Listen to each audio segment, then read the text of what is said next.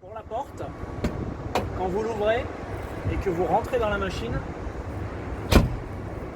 la porte est mal fermée. On voit ici un escalier. Vous avez un escalier, ça veut dire que la porte est mal fermée. Pour pouvoir fermer correctement la porte, vous entrouvrez la fenêtre. Vous pouvez plaquer la porte. Maintenant c'est droit, la porte est fermée. Vous pouvez fermer le carreau. Si vous essayez sans le carreau ouvert, vous pouvez avoir un appel d'air. Et la porte ne se ferme pas.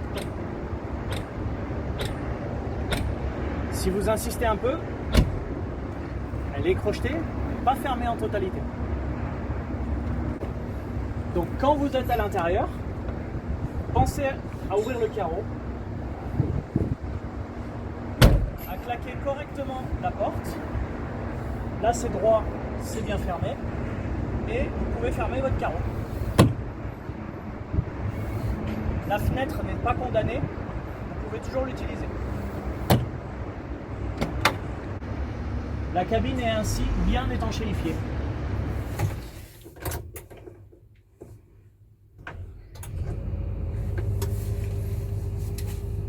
Plus après contact, et vous avez le pavé de contrôle qui est là. Ça monte en pression et ça se stabilise. Ça se stabilise à 105 pascal.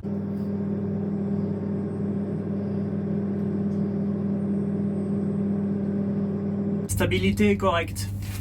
Si vous ouvrez légèrement pour créer une fuite, vous avez la pression qui redescend et le système qui va corriger automatiquement. Le ventilateur va tourner plus vite pour rattraper les 105 pascal.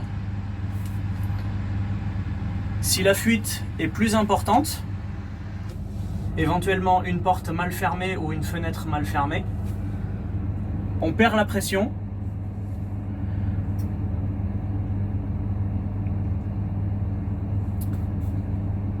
Et l'appareil va se mettre à biper. Voilà. Une fois que ça bip, vous pouvez couper l'alarme avec le bouton rouge. L'alarme est coupée. Pour vérifier, vous refermez correctement porte et fenêtre et la pression doit remonter à 105 pascal. Une fois stabilisé, ça ne clignote plus.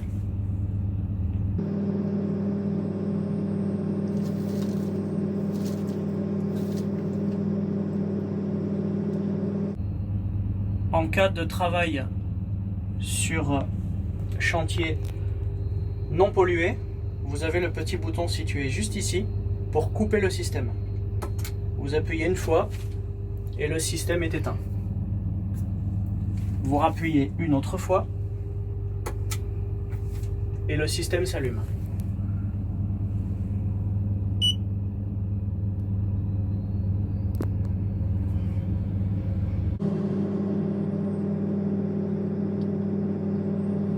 Souhaitez mettre la climatisation, vous pouvez la mettre sans problème au maximum avec la clim ou sans la clim. La ventilation fonctionne et l'appareil régulera automatiquement toujours à 105 pascal. Il peut y avoir une variation comprise entre 100 et 110.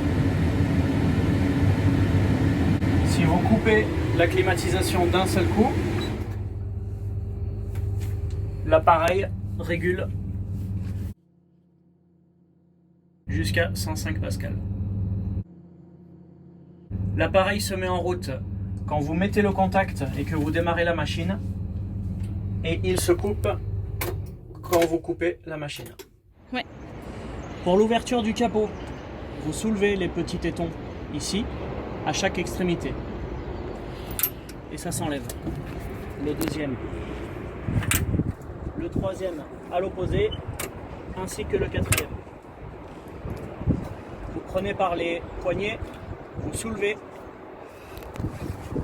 le posez, il y a un plat, parce qu'il y a un joint en dessous. À l'intérieur, on a le premier filtre poussière.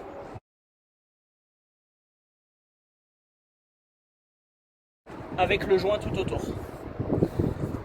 Ce filtre-là peut se souffler de temps en temps.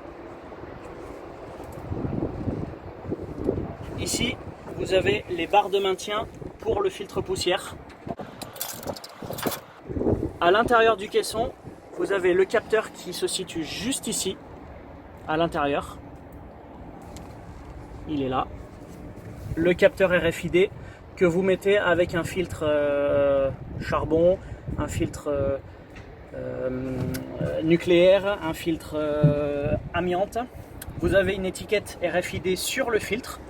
Vous enquillez le filtre à sa place avec le capteur vers l'avant de la machine. Une fois le filtre bien mis, vous le décalez légèrement vers l'avant pour qu'il soit pile en face du capteur. Ces deux petites pastilles vertes sont les capteurs de présence des filtres. Quand vous avez le gros filtre à l'intérieur avec l'étiquette RFID, vous n'avez pas besoin de ça. Vous mettez directement ce filtre-là à la place qui viendra à ce niveau sur le capteur situé juste en dessous. Sur le filtre, il y a un capteur qui est là, qui doit être en face du capteur. Si le filtre n'est pas correctement positionné en face du capteur, ça peut mettre un message d'erreur sur le pavé de contrôle, à savoir le voyant qui est éteint. Donc bien vérifier le sens de filtration. Une fois vos filtres changés, si vous travaillez uniquement en poussière avec le premier filtre, n'oubliez pas de remettre les petites pattes en ferraille. Ensuite, on vérifie bien le capteur face au capteur et la flèche vers le bas pour la filtration. Là, là et là. Le filtre bouge un petit peu, donc bien le plaquer vers l'avant pour qu'il soit le plus près du capteur possible. Pour remettre le capot, vous reprenez les poignées et surtout bien vérifier les joints qui sont là, qu'ils ne soient pas abîmés.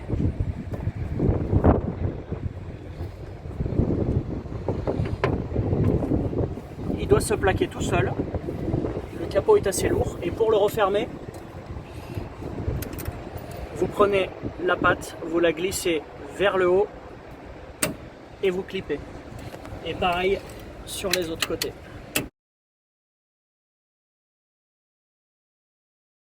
Pour le lavage de la machine, évitez les joints du pare-brise. En dessous, il y a une fuite. J'ai été obligé de faire un joint de silicone. Donc surtout, à ce niveau, ne pas mettre le Karcher. Vous pouvez, mais de très très loin si possible. Idem sur le joint du bas.